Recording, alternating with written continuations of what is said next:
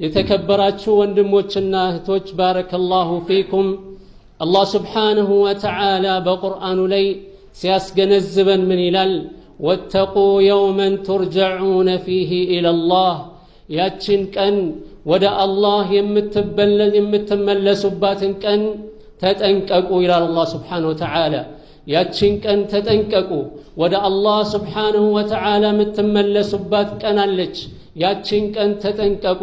ثم توفى كل نفس ما كسبت وهم لا يظلمون የዚያን ቀን ወደ አላህ ስብሓንሁ ወተዓላ የተመለሳችሁበት ቀን፣ ወደ አላህ ስብሓንሁ ወተዓላ የሄዳችሁበት ቀን፣ የዚያን ዕለት እያንዳንዷ ነፍስ በሰራችው ሥራ ትመነዳለች። ኸይር ከሆነ ኸይር፣ ሸር ከሆነ ልክ እንደዛው ማለት ነው።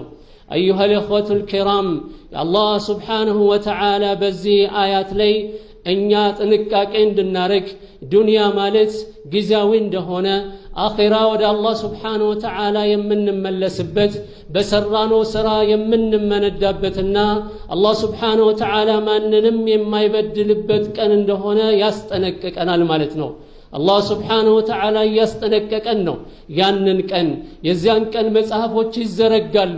የሰው ልጆች የሰሩት ኸይርም ይሁን ሸር የሚታይበት የዚያን ቀን ሸር የሰሩ ሰዎች አንገታቸውን የሚደፉበት አይናቸው የሚፈጥበት ሲሆን አላህን የፈሩ በዱንያ ላይ ጌታቸውን የታዘዙ የሆኑ ሰዎች ተውሂድን የያዙ ሱናን የያዙ ከቢድዓ ከሽርክና ከሙሐረማት የራቁ ሰዎች የዚያን ቀን ደስታን የሚያገኙበት ፊታቸው የሚያበራበት ቀን ነው።